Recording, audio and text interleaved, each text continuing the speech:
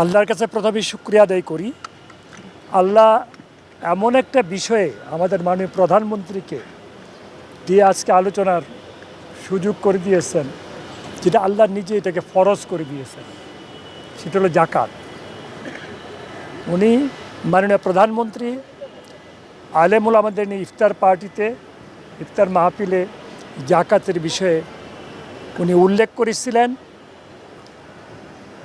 উনি এই জন্যে আজকে আমাদেরকে দেখেছেন কিভাবে এটাকে বাস্তবায়িত করা যায়, কোন উপায়ে করলে পরে সত্যকারে জাকাত গ্রহীতারা জাকাত পাবে এবং জাকাত দাতারা জাকাত দেবে, এই সমস্ত নিয়ে বিস্তারিত আলোচনা হয়েছে।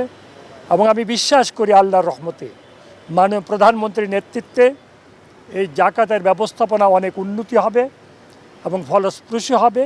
আল্লাহর হুকুম অনুযায়ী জাকাত যেভাবে মানুষ দেয় সে ব্যবস্থা হবে।